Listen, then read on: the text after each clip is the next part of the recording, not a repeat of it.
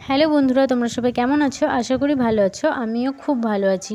তো দেখো, সকালে ঘুম থেকে উঠেই আমি বিছানাটা গুছিয়ে নিয়েছি। তারপরে সমস্ত বাসি কাজ সেরে আমি কিন্তু চলে এসেছি ঘর লেপতে। আর আজ ছিল মনসা পুজো, তার জন্য কিন্তু ঘর উঠোন ভালো করে সব লেপে নিয়েছি। তো আমি ঘরটা লেপছিলাম আর মা বাইরে উঠোনটা লেপছিল। আমাদের উঠোনটা যেহেতু অনেক বড়, তার জন্য মাই লেপে নিচ্ছিল।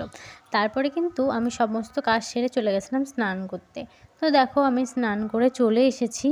এখন যাব কটা জামা কাপড় মেলতে, কারণ আমার এই বাড়িতে পুজো আছে, মনসা পুজো। আমার বাবার বাড়িতেও মনসা পুজো হবে, আমার একটু বাড়িতে যেতে হবে একটা কারণের জন্য।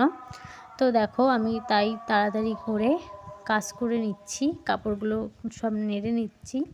তো তোমাদের বাড়িতে কীভাবে মনসা পুজো হয় তোমরা সবাই কমেন্ট করে বলো। এক এক জায়গায় এক এক রকমভাবে মনসা পুজো হয়।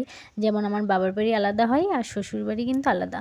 তো দেখো, আমি চলে এসেছি রান্নাঘরে, চাল সবজি সব গুছিয়ে নিয়েছি। তারপরে কিন্তু আমার রান্না কমপ্লিট হয়ে গেছে। করেছিলাম ভাত, আর আজকে যেহেতু মনসা পুজো তার জন্য নিরামিষ আলু কুচু দিয়ে একটা ঝোল করেছিলাম, আর আমার বরের জন্য আলু ভেজেছিলাম। আর ছিল আমড়ার চাটনি। আমড়ার চাটনি কিন্তু আমার শ্বশুরমশাই খুব ভালো খায়, তার জন্য বাবার জন্য করেছিলাম আমড়ার চাটনি। তারপরে কিন্তু আমি রেডি হয়ে চলে গেছিলাম বাবার বাড়ি।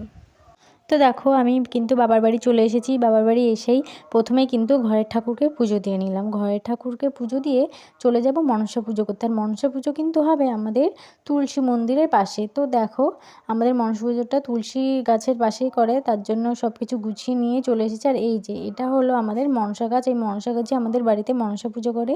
এই যে 7টা কচুর পাতার উপরে দুধ দিয়ে ফল দিয়ে দিয়েছে, একটা থাকবে আর 6টা কিন্তু তুলে নিতে হবে। এটাই হচ্ছে আমাদের পুজো। আর যেই 6টা প্রসাদ তুলে নেবে ওটাই কিন্তু, ওই প্রসাদটাই আমরা সবাই খাবো। তো এইটাই হলো আমাদের পুজো। তো তোমাদের কার কোথায় কেমন পুজো হয় অবশ্যই কমেন্ট করো। ভিডিওটা ভালো লাগলে লাইক কমেন্ট শেয়ার করো।